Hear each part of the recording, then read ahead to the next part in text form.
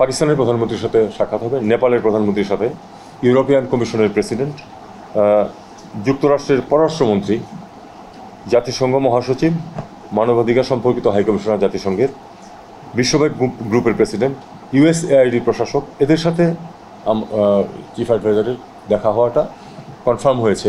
এছাড়া যেটা আমি বলছিলাম যে কিছু পাইপলাইনে আছে আরও, সেগুলো আমরা শেষ মুহূর্তে জানতে পারবো বলে আশা করছি। মোদির ব্যাপারে প্রশ্ন করেছিলেন, ওনাদের দুজনের উপস্থিতি নিউ ইয়র্কে একসাথে হচ্ছে না, কারণ জনাব মোদি একটু আগে চলে আসছেন আর আমাদের চিফ অ্যাডভাইজার একটু দেরিতে যাচ্ছেন, কাজেই তাদের ওখানে দেখা হওয়ার সম্ভাবনা নেই বলেই মনে হচ্ছে।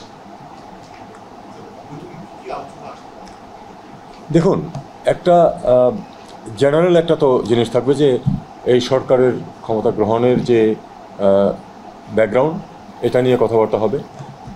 আমাদের যেসব কমিটমেন্ট আছে সেগুলি নিয়ে কথাবার্তা হবে। এখানে যে রিফর্মস হবে সেটা উনি তাদেরকে অবহিত করবেন। তারপরে যে আমরা যে ইতিমধ্যে মানবাধিকার বিষয়ে যে অগ্রগতি সাধন করছি, আপনারা জানেন যে আমরা একটা চুক্তিতে ইতিমধ্যেই পার্টি হয়েছি।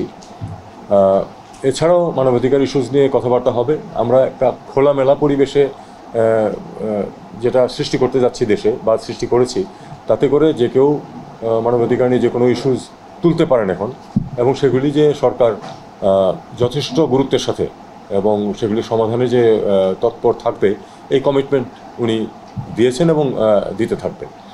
এছাড়া যেখানে বাইলেটারাল মিটিং আছে সেখানে তো বাইলেটারাল যেসব স্বার্থ সংশ্লিষ্ট বিষয়াদি আছে, কোনোটাই খুব বেশি ডিটেলসে যাবে না, কারণ মিটিংগুলি আসলে যেটা সিস্টেমটা হয় UNG এর সময় সাধারণত 15 থেকে 20 মিনিট হয় একটা মিটিং।